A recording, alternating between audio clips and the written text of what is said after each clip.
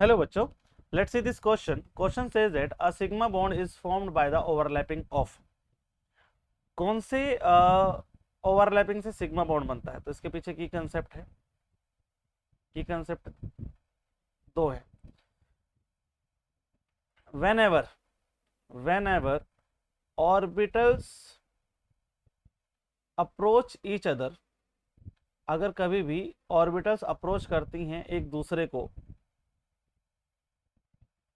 along internuclear axis, along internuclear axis,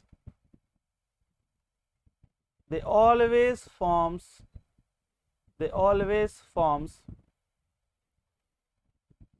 sigma bond. पहली बात तो ये थी, पहला पॉइंट तो ये है. दूसरा,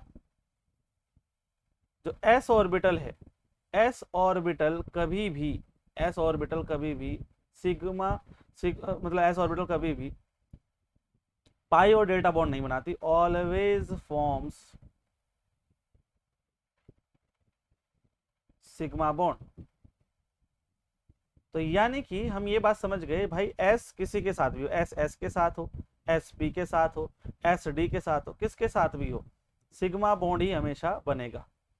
बट पी और पी, डी और डी, अगर ये इंटर न्यूक्लियर एक्सिस के अलोंग अप्रोच कर रही हैं तो ये भी सिग्मा बॉन्ड ही बनाएंगे. ठीक है. तो option one S S orbital alone, सिर्फ एस एस ऑर्बिटल के द्वारा ही सिग्मा बॉन्ड बनता है, तो ऑप्शन वन गलत हो जाता है, क्योंकि भाई पी और डी भी बना सकते हैं अगर वो इंटर न्यूक्लियर एक्सिस के अलोंग अप्रोच कर रहे हैं. ऑप्शन टू कहता है कि एस और पी ऑर्बिटल के अलोन ही बनता है, ये भी गलत जवाब है.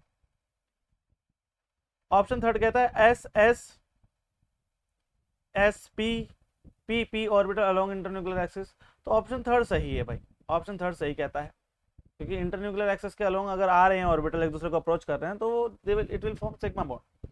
PP orbital along the sides, PP अगर अलोंग द साइड्स बनाता है तो पाई बॉन्ड बनाता है.